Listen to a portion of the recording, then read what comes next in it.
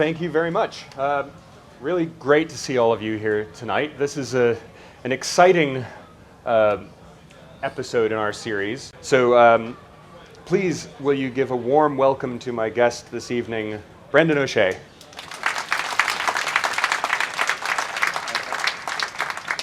Now, one of the interesting things about you, Brendan, is by comparison to the guests that I've had so far in the series, everyone else so far is their kind of avenue for distribution of their photography, specifically their iPhone photography, has been Instagram.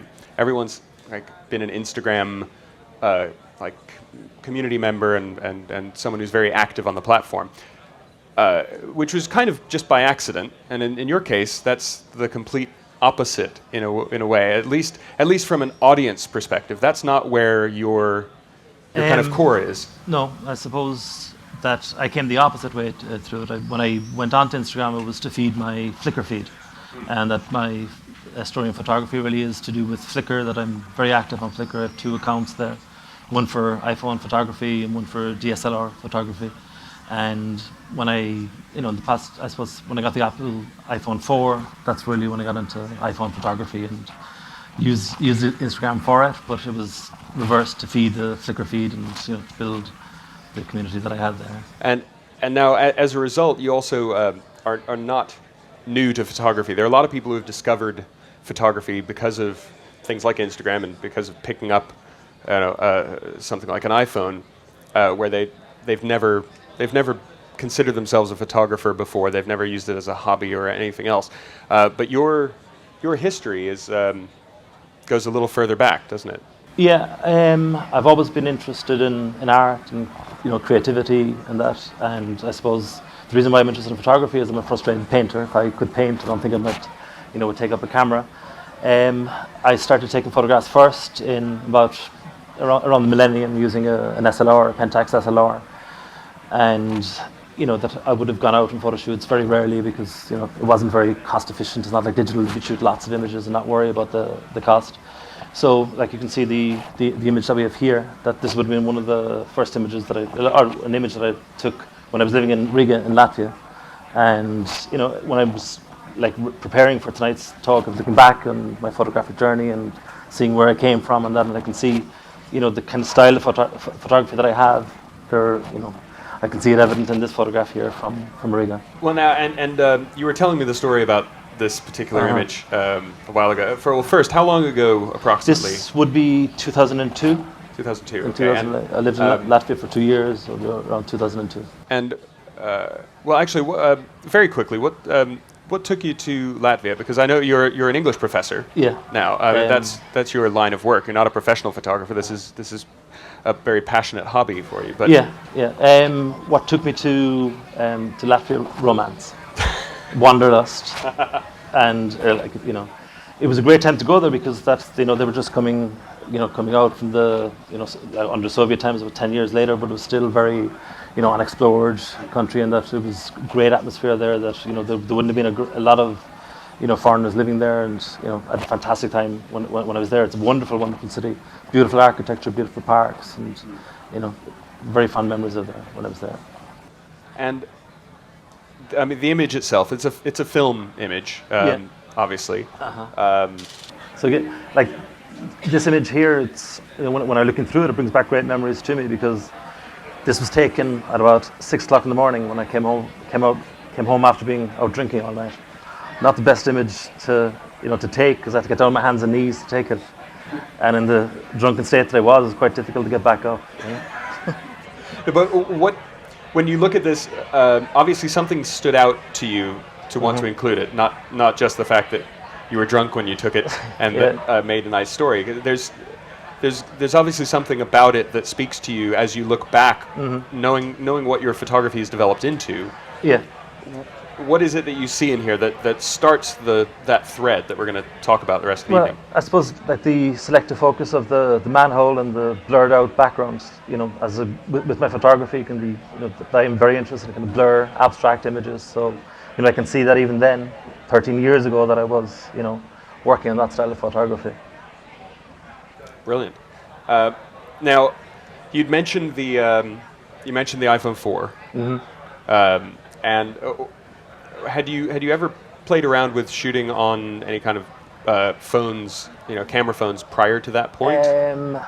Yeah, but not to any great success or enjoyment. That I had a Motorola V360 and with a tiny little matchbox screen, and it was it was gimmicky. It wasn't for photography.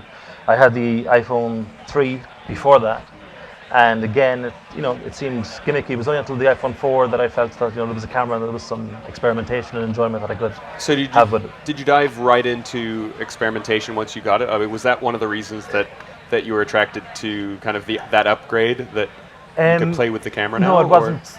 It wasn't something that I purposely would have got the iPhone 4 for. It would have been just something like through experimentation when I had it, that I could see that I could play around with it and enjoy it, and get different types of images with it. But it wouldn't have been my reason to get it at the time. Now this image is on screen right now, and I know we're going to talk much more about specific images in your style later. But this one it's indicative of a lot of the things that I see in your style of images, which is also, again, very different from a lot of the people we've had on in the series so far. And you also said this was your first image that you posted to Instagram. Yeah. Because you are on Instagram. It's just Flickr is your community. Yeah. Flickr are your people. Yeah. Like I'm on Instagram, and quite a lot of photographs there. That initially, when I was using Instagram, I took hundreds and hundreds of images and posted them immediately. This one here was the first ever photograph that I took on Instagram.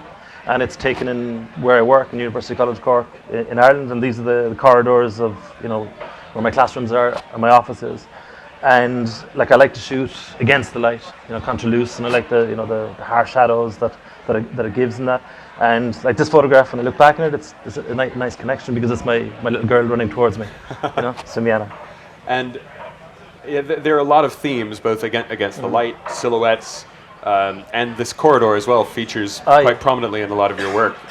Just for proximity sake, I guess. Definitely for proximity, which is something that you hear a lot about from photographers. Well, photographers who become very well-known photographers. It seems to be a running theme about shooting what's around you, using what's around you as your location, as your inspiration, and you really kind of seem to embrace that in a pretty strong way. Well, like street photography would be my biggest love in photography, but where I come from, there's too few streets and too few people, so I have to shoot what is around me, and like that that it is possible to find interesting things to shoot. You just have to. What was it you were telling me earlier? You mentioned how long it would take if someone was visiting you to kind of show them all the fun places to shoot in Cork.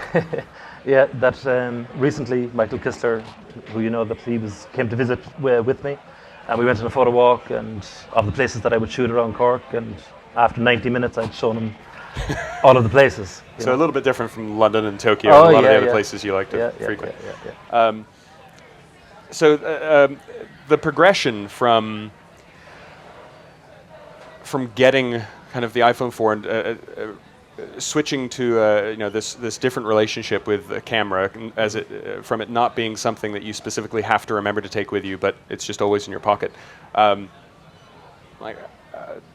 How did that start to change at all? How you related to photography? How it was part of your life, your daily existence? You go from a situation where you have like a camera that might be kept in a drawer, and that you take it out just on occasion, to having a multifunctional device, which is a camera that is with you at all times. So having the camera with you, you become much more alert, much more sensitive to composition and photographic opportunities.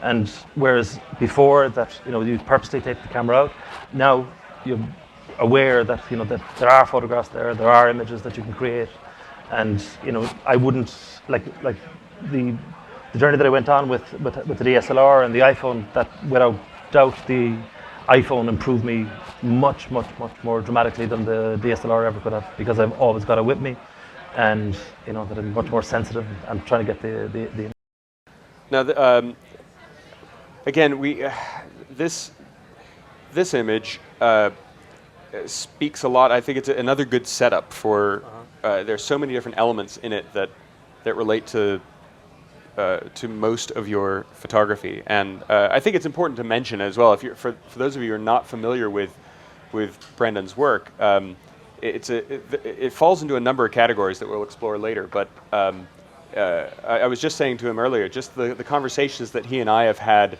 around his style of photography, both street photography, but also things like exploring blur and much more artistic themes, have made me think in very different terms about my own photography in a way that almost no conversations I've had with other photographers have ever had. It's a very, very different approach that results in, as you'll see, kind of some really inspiring images that are very different, perhaps, than the norm that we're used to seeing on Instagram for sure, but even in the World Gallery. Mm-hmm. But that artistic influence, like you said, you're a frustrated painter. Yeah. That artistic influence runs through your themes, your composition, your editing, everything. And I think it's important not necessarily to dive into too much yet about each image, but about like the themes and why you felt like sharing some of these as we talk about the journey. Mm-hmm. So this one. This one here was taken on a long car journey from Halong Bay to Hanoi. Yeah. It's 100 kilometers, but because of speed restrictions, like it took about 4 hours, 5 hours. I was sitting in the front of the car with the driver. My two friends were sitting in the back, and the great luxury of being able to sleep when they travel. I can't sleep when I travel, so I was doing what I would, taking photographs. And a lot of photography is a combination of patience and luck, and photographic serendipity. And this just appeared in front of me with the raindrops on the windscreen, and the windscreen had been just wiped just to allow a nice little curve to get the. And you're a big fan of blur and distortion, and that I think that's related to reflections as well, which is a recurring theme in the work. So this kind of has elements of that, but then we get into some of the more artistic work as well, which is heading in a very different direction, but still has some related themes. I mean, have you always experimented with the artistic side in your work, or has that been more of a part of the digital work and of the iPhone related work? Probably would have experimented with the film camera as well, but with digital, because of that, you can take multiple images and you don't have to worry about wasting a roll of film. So the experimentation really would have come in with digital. Like with this one here, this was taken on with the DSLR, and this is to show like that this is the kind of style of photography that I was evolving into with the Nikon camera that I was using. And at the same time, I found that what I was doing on the DSLR, that with the iPhone, with some experimentation, I was able to achieve similar style of photography. And so this kind of image, which is created and edited on the iPhone, it's. I actually love this series, and we're going to explore some more of these images later, which are fantastic. But it's again very, very abstract, but still photographic. I mean, it's just an extremely post-produced image, but later we'll see the original image that there. In reality, there's not a lot of post-processing went on with it, because the distortion that I had with the intentional camera movement, that the kind of the fluidity of the form of the figure was there with it, and I just messed around with the contrasts and shadows to get and highlights to kind of to isolate and to minimize the figure there. Now, something that I've also picked up on is that you shoot color and black and white, and I mean whether that's in film or digital, but black and white seems to be. It feels like it's something you're drawn to much more, which possibly makes it even better that the image in the World Gallery was a black and white. Yeah, it was one of the few black and white images. Yeah, it was one of the very few in the whole entire collection. There was maybe one other one that I know of that was right next to me on the Apple page, actually. Yeah. Others, I don't think they were all the black and white images. Is there something in particular that draws you to black and white versus color, especially in digital, where you might be? I know sometimes you shoot in black and white in apps that just do that by default, but even when you're editing, if you shot something in color, what draws you to to removing the color, to the desaturation? I think you can, make an image more dramatic, that if there are the highlights in it, that it can be more pronounced, and that. But like, it's not something that I use the 1 hour photo which just shoots in black and white, and sometimes I would with that, particularly with shadows and like strong sunlight. I think black and white works better in that. Sometimes reflections as well kind of gives more depth to an image. But in kind of the post processing, I would go between color and black and white, and my wife tells me I shoot too much in color and black and white. That there should be more color. So. Well, you mentioned reflections, and some of your reflection work is amazing. We were out walking this afternoon and having a conversation about this, because reflections are images that I always love, but I've never been able to actually pull off. I just can't master them at all. I can't even forget master. I just can't do them, not even by accident yet. There's something that I don't see until I'm looking at someone else's completed image. And I mean, like shots like this are. Well, this was in Daegu, South so Korea. Arresting. That, like sometimes with street photography, you have to be bold, and there are borders between intrusion and not crossing the line with them. That this was a girl who was on a bus, and I went up quite close with the camera, but I purposely was trying to get the layered effect in it, so that I didn't focus on her, and again, I'm lucky with the eye contact. Now, all of this leads, over an arc, over a period of time, to the image that you're, like it or not. I mean, I think you like it, but because I think it's a fantastic image. But I mean, this is if you haven't seen the Brendan's image that's part of the World Gallery, this is it, and you've probably just been stuck at home for a few months and and not going online. There are so many things I love about this image. One of the best for me is that it's not just the image itself or the World Gallery that it's part of, and the billboards and everything else that's been plastered all over the world on, but the fact that in a lot of cases the press has used this image to represent the entire thing. There's something about it that clearly touches a particular positive nerve with a lot of people, with a lot of viewers. I think part of that is black and white, but that there's some beautiful mixture of abstract and travel and street and all the things that you do in your photography that are part of your style, that all seem to be rolled up nicely into one image that they happen to pick. And I think it's a good opportunity to talk about your feelings about that, but also, of course, what everyone probably wants to know is how did this happen? How did this happen? Yeah. How did a professor from Cork, who's not on Instagram, end up on billboards all over the world? Well, I posted the photograph to Flickr in the end of October last year, and it got a great reaction from my Flickr contacts there. But it laid in the Flickr stream until December, when I got an anonymous email in Flickr from this person asking me to contact them urgently, that they're about some research project, and I just ignored it. And a week later, the email came in again, and that I urgently needed to contact them, so I contacted them, and before they would reveal anything, they told me I had to sign a non-disclosure agreement. And when I saw the non-disclosure agreement and saw the name Apple, naturally, the excitement built then. And over a period of maybe up until March, when I went live, there were kind of lots of emails back and forth. They selected 2 images of mine, but they ran just with this image of it's a super killing park in a suburb in Copenhagen. That's the one they chose. And at the end of February, I got an email congratulating me that I was part of the World Gallery, and that as part of this, the image would be on display in billboards and posters in 70 cities and 24 countries worldwide. And again, I didn't believe it. You don't believe those things.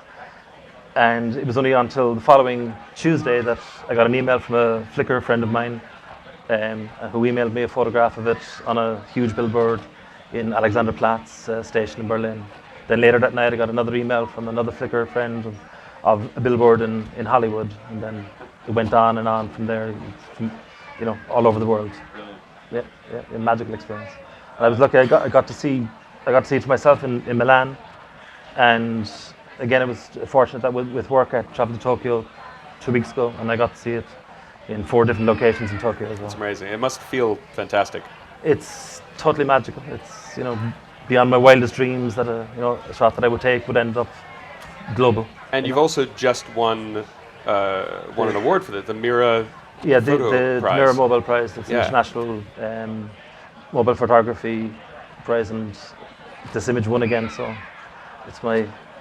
But the curious thing about this image is like that when I posted it to Flickr, like I would spend quite a. Sometimes I would have the titles for the images. I'm not a religious man at all, but the title I gave to this image was that God will send a sign. When He does, be prepared. I still don't know what to make of it. That kind of sums it up, doesn't it? Yeah. One of the things too that as I said, this includes a lot of your individual styles that you focus on kind of in series, almost all in one single image, including travel, which we'll talk about later. But the fact that you're from Cork, but this was shot in Copenhagen, which is another great thing that plays into how many different cities it's been displayed in, and how it's literally a world gallery. And for your image, it was taken elsewhere, and it's been displayed. Has it been displayed in Cork? It hasn't been displayed in Ireland or Denmark. Oh, really? Yeah. And it's a pity because Interesting. like Apple has its European production headquarters in Cork. In Cork, oh, they do. Yeah. Well, So we'll just let that hang and we'll leave it hanging. Yeah. leave it there. The image is a good transition though for getting into discussing your street photography, because that image was one of a series. So we can talk about this first. But I really want to kind of use this as a way to dig into what you love about street photography. Some of the images we've already seen, we've mentioned that, and not everyone might know what street photography is. And everyone, I think, maybe has a different relationship to it. But how do you define it? Let's just start there, With and then street go into photography? talking about this image in particular. What is it to you? What what is it- it that draws you to it? Like over the past couple of years, and that I've done quite a lot of interviews for magazines online and print magazines, and that the question would ask why I'm interested in street photography. It was recently that a friend of mine, Sheldon Sirkin, whose son sent me. He was in a project in school about street photography, and he asked me what it was I liked about it, and it got me thinking. And I think the thing that I like about it is that it creates empathy. I think that very often, life is very fast, and we spend, time rushing around, and we're not very, we don't even know who our neighbours are anymore. And I think that with street photography, when people take an image, that sometimes it can, stop them, make them reflect about, how it makes them feel, and that. And I think that when I'm on the streets taking photographs, I am looking for connections, and I think that it's a learning process that is reflective on myself, and I'm trying to, draw into things that I may see in other people, which I might experience myself, and that. And very often when I take an image that I may not be conscious of it at the time, but later on when I'm looking at the screen, I can see the connection with it. So that for me, street photography would be all about connection, and I do think it creates in myself. It would create more empathy, and hopefully compassion as well. That's fantastic. Well, obviously, just briefly about this image, because this is very similar, but not the same image that's in the World Gallery.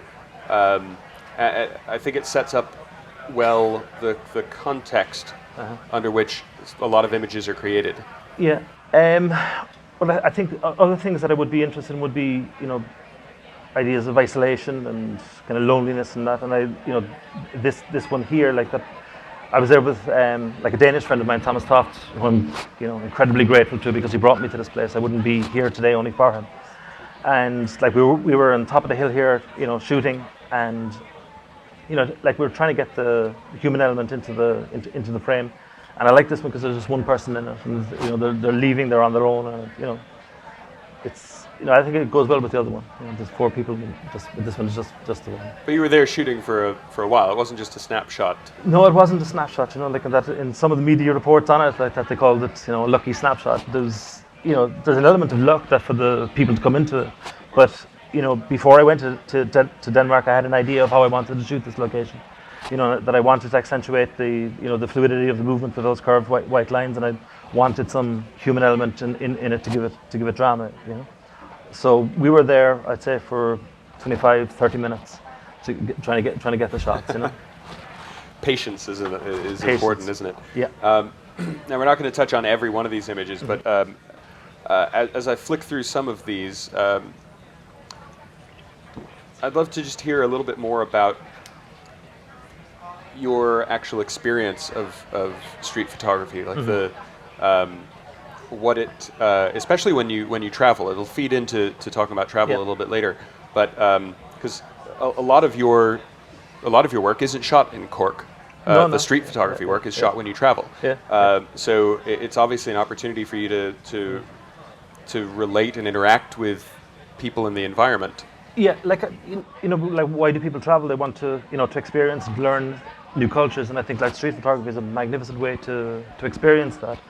And that I would be, I love people watching, but as I'm people watching, I'm framing shots in my head, and there's no better way than to actually try to get the images up. The one that is here with the frame, that would be one from my hometown in Cork, and this just appeared in front of me with this girl checking her phone and concealing herself with her hair. But like to contrast to that, when I travel, I think there's more. I think you're expected to be taking photographs, and I think it's easier to be to get up closer to people than it would be in my hometown. Like we were talking earlier on today, and I was saying that there was street photography. There's sometimes that I go out, and that when I take the camera out of the case, I freeze and can't do it. But when I'm away from home, there's greater freedom. Now this is something that any of you who've tried street photography might have experienced. I mean, this is something I try and struggle with a lot. Is that feeling of freezing that sometimes I'm hit with, where I feel very conscious sometimes of the fact that I'm invading someone's space in their life by trying to capture those moments, and yet I feel compelled to capture those moments. But there are times where I just can't do it, and it's so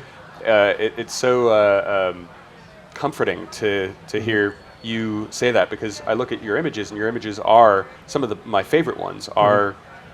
They feel like they're very invasive, but not in a negative way. But they're just there's no way that someone didn't know that you were taking that picture. Yeah. Like this one in particular. This one here was taken on a Tokyo subway train, and like I'm sitting directly opposite the woman that was there, and I was making eye contact with her. I had the iPhone in my hand, and like it was curious. Like what I was observing was that anytime that she moved her feet, the gentleman on either side of her were moving theirs as well. There was a little game going on like that, and I placed the phone, down on the ground and got the shot. And when I looked up, she gave me a little smile. So it's not always invasive. No, in a negative way, because I think that's where the fear comes from, is that it will be perceived as a negative. Yeah, like I think one of the things that comes over time is that you become a better judge of the type of people that you can photograph and who will respond well to it. Initially, the reaction that people have is one of curiosity, that they, what is it that you find interesting about me enough to take a photograph. But in the years that I've been shooting street, I've, only really had one negative reaction. That was from a fashion photographer who didn't like that I took his shot. And I know you're gonna talk a bit more at length about this image later when you demo how you approach the edit for it. So I think we'll save that for later. But this last shot in this category is, again, this is an example of what I love about street photography, is that it's capturing moments that most of the time would go uncaptured or unnoticed, and they tell a very deep story, including your title for this one. Yeah, things that I didn't tell them in the job interview. This was taken in Taipei, and I was walking back home to the hotel, and as I was walking past this a doorway, I saw that noticed that this guy was inside, fast asleep. And before I had headed out on this trip to Asia, I think it was 2014, I had promised myself that I would be braver, that I would get that shot. And when I saw this, it's a difficult one to get, because I had to go up and stand in front of him and click. But I got it the following night when I was on my way back to the hotel, past the same doorway. And this time he wasn't asleep, and I looked in, and he wasn't very happy to see me.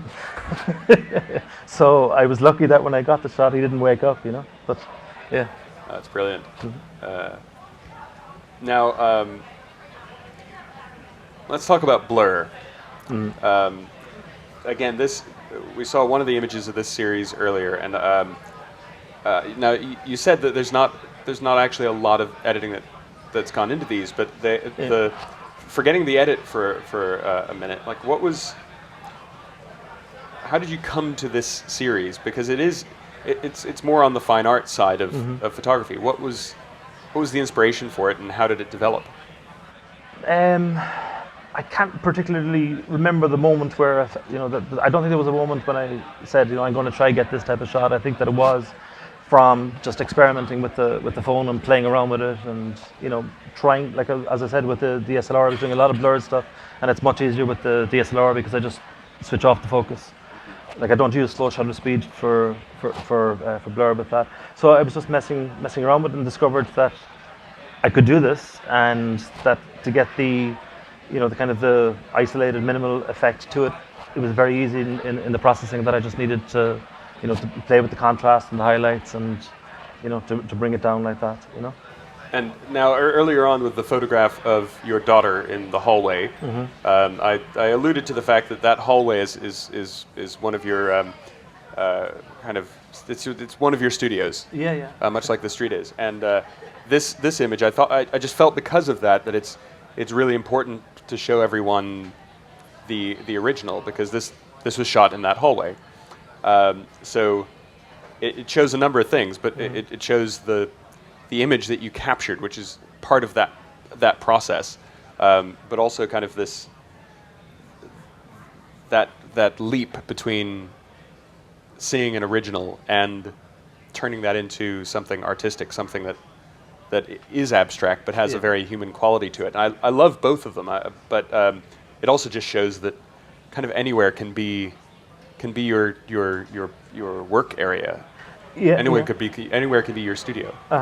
Oh yeah, definitely. That, and I would, particularly because like in this corridor here, that there would sometimes the light can be really beautiful because it can, that it's facing west, so that there would be a lot of light late in the evening, particularly, and that. But there's a lot of movement as well, as because with the students waiting outside, and that. And this one guy, like the curve in his back is actually his backpack that he had, and that.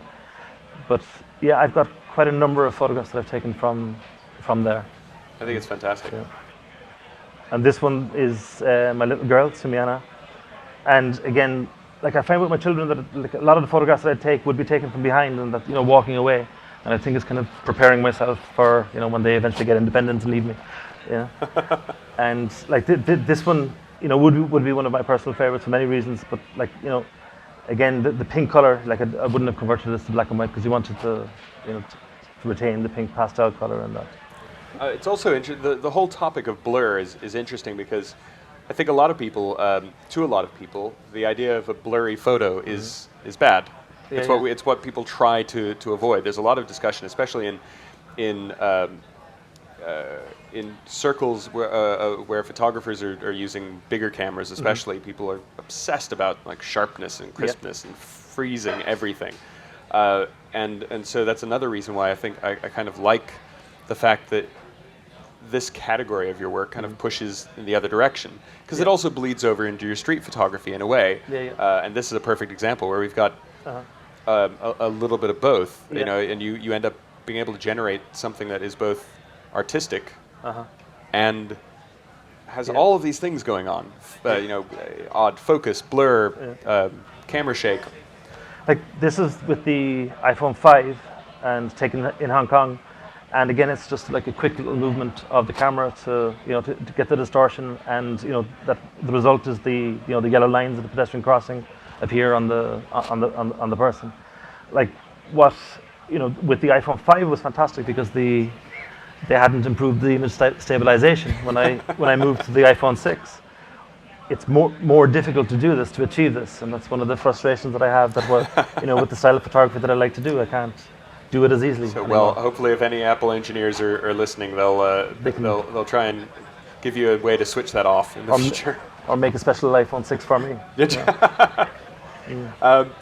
And I think that we've seen a mixture of images. Obviously the images in the corridor are all from home territory. Yeah. But travel, again, as with the World Gallery image, is a big part of your life. Both because you've lived in a lot of different places, but you continue to travel. So that's naturally going to be our next category here. Like I'm lucky to travel for work, and like that. My wife is Korean, so we head back and forth to Asia quite a bit, which is very fortunate for me.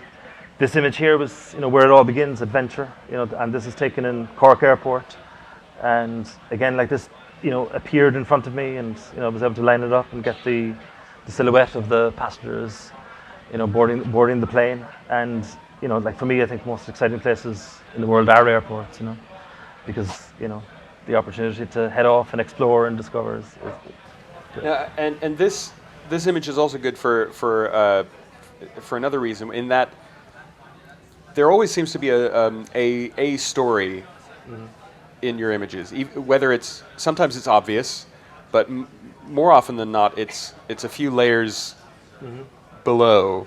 And I'm wondering how much of that story is apparent to you when you're in the moment and capturing. Are you kind of aware that you're capturing something that's telling a story, or does that come after the fact when you're reviewing and those are the images that stand out to you that you've captured?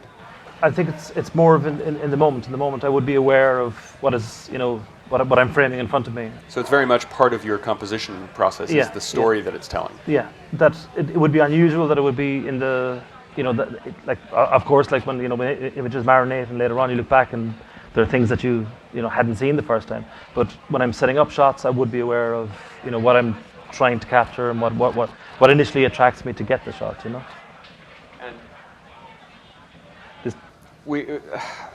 something that I've also noticed as we were kind of preparing all these segments is that I feel like there's a lot more color in your work when it's the travel work.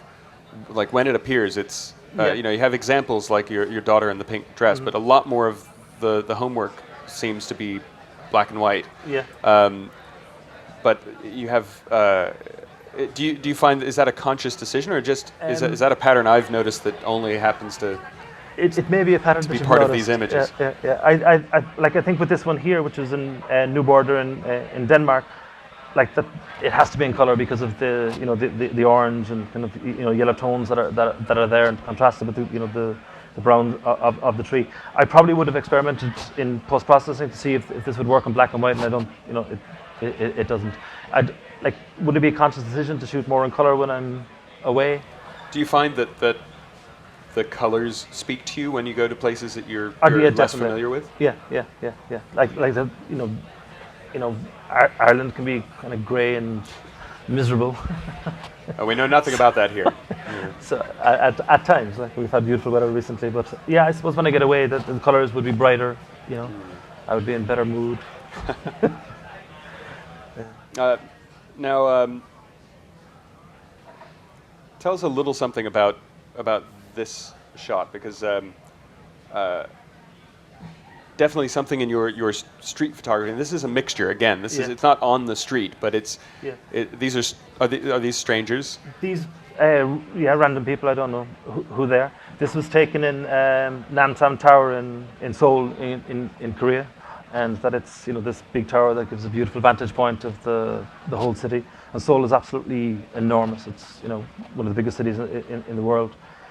And I find I love to go to visit these places. Like towers and high-rise buildings where you get to see the city out in front of you. But I find that very often that when I take these photographs, when I come home and look at them, they're quite plain. I think that it's a great skill to be able to reproduce what you're actually seeing in that. So I find that what I was doing there on that day, like I was going from window to window and standing behind the people, looking out. So it gives you the perspective of the view that they have there. But this one I like a lot, and this is one of the ones that I would have printed and have it on the wall at home. Like, Now it contrasts in a number of different ways with this one, and there's a, tell us why you selected these two in particular. This is Tokyo. This is the Mori Art Museum in Roppongi in Tokyo. It's one of the a high-rise building again in Tokyo. For me, Tokyo is probably my favorite city in all the world, and I think that the photography that I've done, the best photography that I have is definitely in Tokyo. This image here again is similar to the previous one, that it's of a couple taking in the view in front of them, but I very often in trying to get a photograph, you have to be patient and try to work the scene, as they say. And I had been observing this couple here, and I think they were probably on holidays for quite a bit of time, and they were getting tired of each other's company. And you can see another thing in photography that one of the projects I would be working would be distances and body language between people. And you can see in the distances, between them and the body language that they're kind of tired from the vacation and that. But it's a shot that I like a lot. It's I do as well. I think it's a nice place to end this portion of our discussion, because it tells a story, but it shows the attention to detail that you have when you're looking for the story, the amount of observation involved, being able to kind of read the body language and look for situations that are possibly going to lead to something else, which it's a very Cartier-Bresson-esque approach to being immersed and aware of your surroundings, which is something that it runs counter to one of the challenges that you hear a lot about smartphone photography in particular, which is leveled at just crowds holding their cameras up, in front of some a concert or some other big event. But it's led to this idea that photography, maybe in general, but specifically with a smartphone, has somehow distanced people from the experience of wherever they happen to be. And I think that might be a true general statement, but that isn't true for people who are so immersed in what's going on that you're not actually sitting with the phone in front of you. You're watching, you're thinking, you're actually almost more connected with what's going on around you as a result. Yeah, I would take random snapshots when I'm on holidays and things like that, but that when I'm thinking about images that I want to work into a series of a project, and they're quite calculated. That I know the setup that I want to get, and that with this couple here, that for the want of a better expression, I pursued them. I guess sometimes you need to discreetly do whatever you have to get the shot. Well, at least this was discreet. Yes. Let's move on, and we're gonna talk through. Well, you're going to talk through some of your approach to editing, which also includes a little bit of shooting. So briefly, kind of give us a rundown of the apps that tend to be part of your iPhone ecosystem. Like that, more and more as I progress with photography, and that I would tend not to over process with it. Like I think there's always this the debate between iPhone photography as a separate genre of photography, and I would see that what probably will happen is that it'll become much more accepted, and I think that maybe the division may come in that you will have apptography, and that people will be using the iPhone apps that to create very, very nice art and that. But what I'm trying to do with the phone, it would be in camera that I'm trying to create, and the editing would be quite not a lot. What I tend to use as a one-stop shop is Snapseed, and that all the images that you saw there would have been processed in some way with Snapseed. Recently, I've gotten more into Visco Cam, and from advice of yours, I've used Snapseed and brought it into Viscom, and it's a good effect.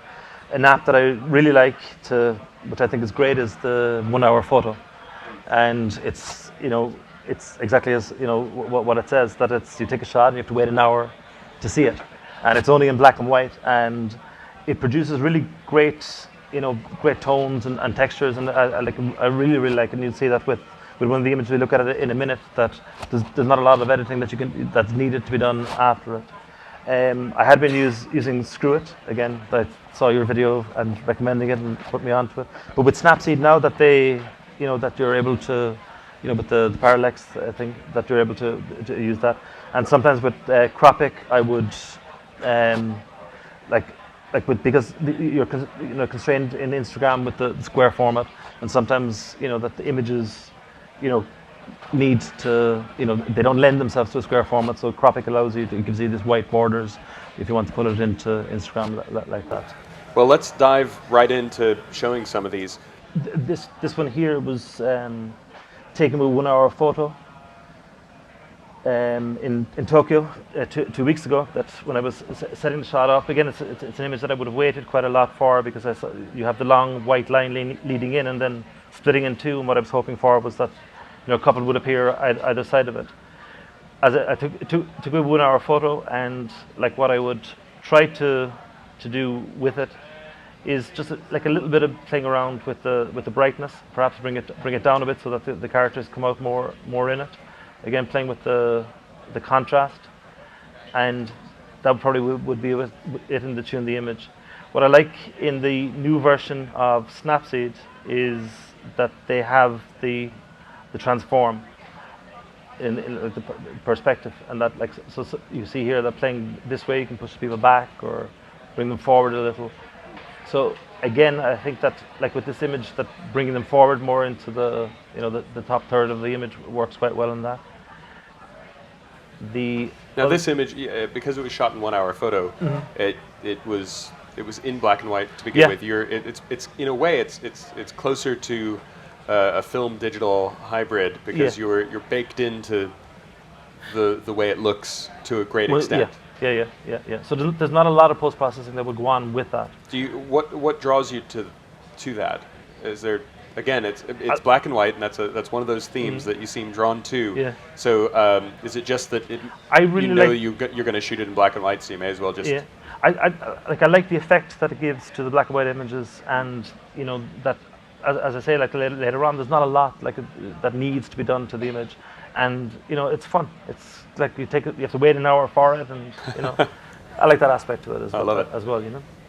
So the other thing that it may do to it would be the selective focus to bring out the characters' faces.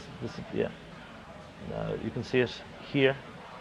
Yeah, they popped up, but they've disappeared again. But just a little bit of work on the brightness and contrast for both of them. Okay. I like if I could have the image like that with their heads as two C's would be cool as well. So if you haven't, just because you can't necessarily see Brendan's thumbs and what they're doing when you're looking at it on the screen, we've talked about it before in past events about Snapseed, that selective adjust is one of its absolutely killer features that nothing else does, and it allows you to adjust the brightness, contrast, and saturation in very kind of localized ways with a circular mask. So do you find that is that one of your common go-to tools? I like it, yeah, particularly if you want to draw something out and kind of bring the focus of the image into that. I think it works very, very well. Particularly here with that, because the characters' faces might be a little bit dark. I think it can work quite well. And it's very easy to use like that. So as I was saying, with this one, I probably wouldn't do much else with it. I'd probably save it as it was like that. Fantastic. Okay. So now you were going to show us that image and talk through a little bit about it was it of Michael? Michael. Yeah. So where are we? Okay. Also because I know it's a color image, obviously, and this was taken in Dublin, I think about a month ago. That Michael Kistler, who's both of us know that we shared the stage with him, MojaCon in Dublin, that we were out on a photo walk in Dublin when I got it, and again I would be very attracted to reflections, and this was a puddle at the side of the street, and Michael was looking into it, I was looking into it. There was a little bit of competition going to see who's going to get the shot. We were both there trying to get different shots. The image, what I would do here first with this is that you see that his feet are appearing in it. So with just a little bit of like, working with the straightening the image, I can get the feet out like that. The next thing that I would do with it is rotate it. Then I would crop it into a square image because it'll bring him more to the fore. Okay. Yeah, that's okay. And then I would get into tune image. And I think if you bring this, darken it, I think that you'll play with the ambience. You get some I think there's some oil in the water there that can bring us out, and it's kind of bringing the contrasts up. You'll see that it's kind of giving this kind of starry effect, I think, in the image. So again, if you look from the original to there, is working through with it, probably not too dark on it. Probably would do a little bit of work with the details, bringing up the structure on it. And I messed around with the new filters that are on Snapseed. Like I was saying to you today, when I saw the new version of Snapseed, I panicked because I thought that was just it, and I didn't realize that there was a swipe down, and I missed all of these. But one of the ones that I like on it is the glamour glow, and I think that this can work quite well with this image here. That it can again bring out the colors, and it'll probably bring down the brightness with that. But that's probably how much experimentation and play, or how much are experimentation and play part of your editing process, or at least your discovery process, maybe when you're playing with a new app? Quite a bit. It's fun. It's something like that I would enjoy doing in my free time, like watching TV. That I would be messing around with edits and that. But I find that with an image, you really know after if you're on it longer than 5 minutes, if it's not there originally, you're not going to recreate it in the post processing. But I would do a lot of experimentation with it like that. So that's that one. How about we look at the one more, and then put some time into Q&A. Okay. I'll just save a copy of that just for. Okay. The other one then is this one here. And this one, again, it's a fantastic street image because it feels, even unedited, it feels staged to me when I look at it. And I know it's not, but the story behind it kind of plays into that. Yeah, this is Shibuya in Tokyo, and it was late at night. It was up maybe 1 o'clock, 2 o'clock at night, and I was leaving the following morning at 6 o'clock. So I was out trying to get the last few shots in. All these people that you see here with the umbrellas are trying to get people to come into nightclubs and bars, young people, because they didn't give me any flyer at all. When I was getting the shot, you can see the guy behind with his peering out at everybody, that I was very conscious of trying to get him into the frame. The big poster, just in the back.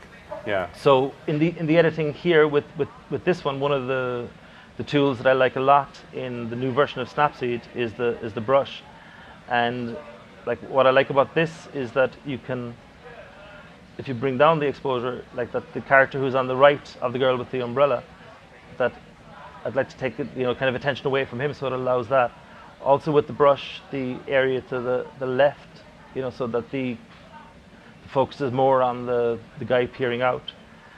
Bringing up the exposure then a little on the main character, on the girl, that she can bring her more to the fore in the image, and would save that. Then in terms of the crop, I think what I was looking at is the yellow line here and the curve of it, and I think it works.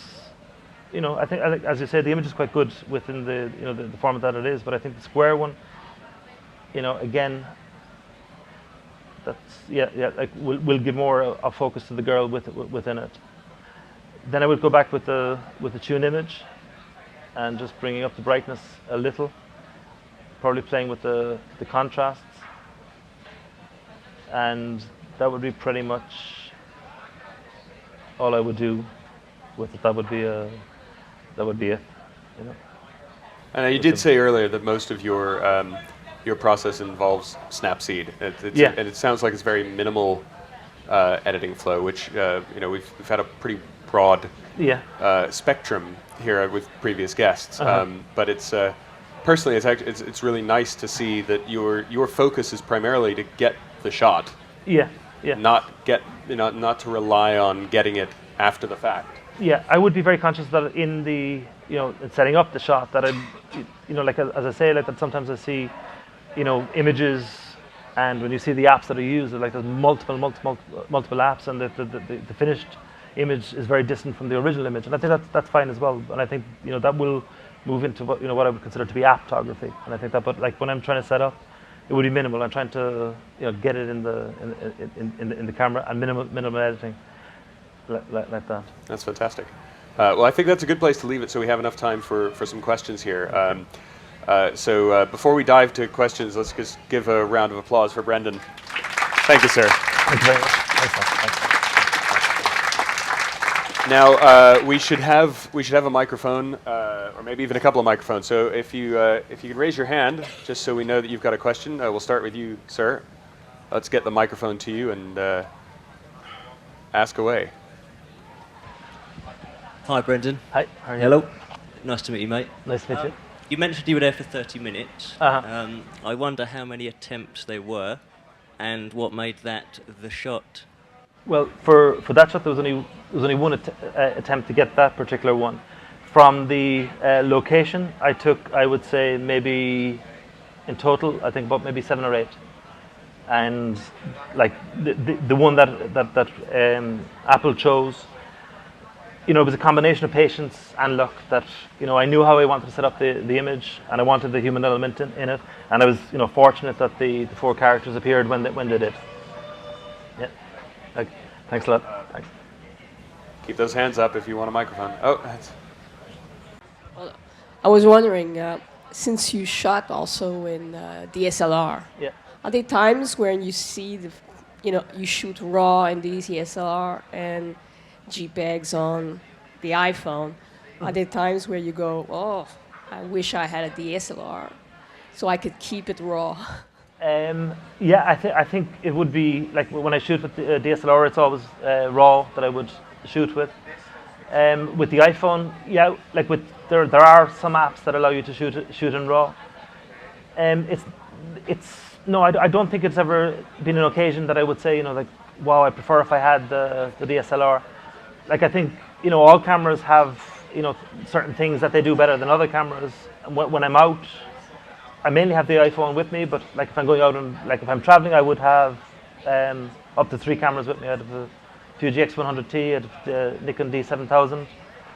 Like Dan was saying, a lot of your photography is, especially like with the blur, and it's a bit more abstract, like extremely original. But then we're looking at your street photography, and I can see, at least I see a lot of Vivian Maier, for instance, and especially the gentleman from Taipei and the shot down at the feet. I'm wondering who your inspirations, if any, are for your street photography. At Trent Park probably would be the photographer that whose street photography I admire most. Are you familiar with Trent Park?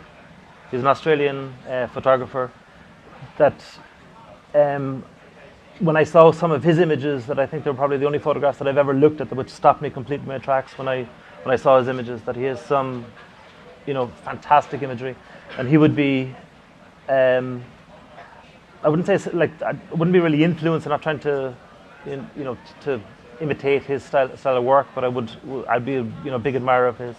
Daido Murayami as well, Japanese photographer, would like a lot. I'm trying to think of other names now like that at the moment. They're not coming to me. Vivian Maier, I think that she has led to the explosion in the interest in street photography. I think that because of the story attached to her, and she would be her photographs would be ones that I like a lot as well. But earlier on we were talking with Dan, and we were talking about before I thought that the process in learning, be it photography or anything, would have been that imitate, assimilate, and innovate. But as I progressed, I realized that these aren't separate stages. I think that at all times I'm still imitating, I'm still assimilating, and I'm trying to innovate within them. but that I would spend time looking at the images of other street photographers, my contemporaries on Flickr and that. And I think they probably would be more of an influence than, so-called big names like that. Miss in the corner. Hi. I was wondering if there was a photo that you were planning next, in the same way that you said you've been planning for this one for some time. Is there anything that's kind of up on your radar next? Yeah, there's one image that I want to get in my hometown, that there's a street which leads onto the main street, and that there's this old building that has this beautiful big letter H. Like, it's not a letter H, but that's what it looks like. And I want to, I have been going there trying to get that shot, and it's similar to the style with the bouquet heads, the red one that you would have seen there, that I want to get a group of people walking towards me, and I want to put the heads and all of those, but I want the big black H in the background. So I'm trying to get that. There would be other places that I go for reflection shots that I know what I want to do. Like, I think I would revisit every shot that I've taken if I could, Yeah. We have time for 2 more questions, so be quick on your hands. Miss,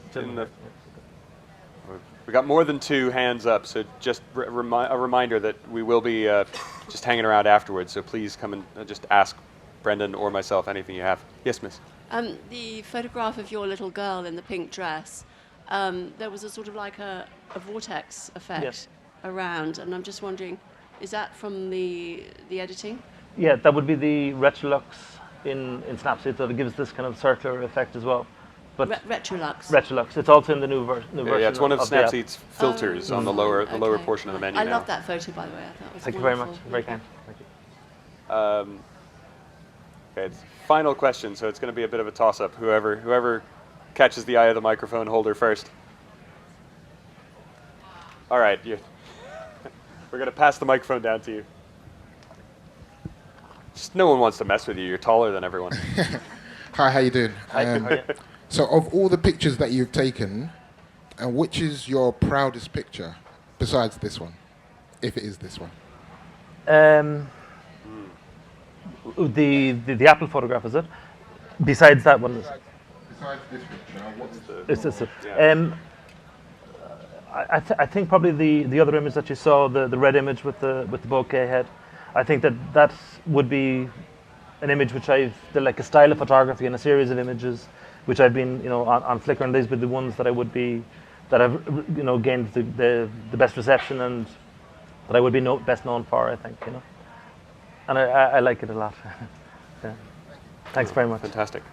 Well, thank you again, everyone, for your time, for showing up here tonight, and for being such a fantastic audience. Have a pleasant evening, and thank you very much to Brendan. Give another big round of applause to him. Thanks. Thank you very much. Thank you. I would just like to say thank you to Dan and to Apple, and also to Noma, particularly thank you to Dan. He made this very, very easy for me, and I really enjoyed it. My pleasure. Yeah. Thanks, sir. Thanks.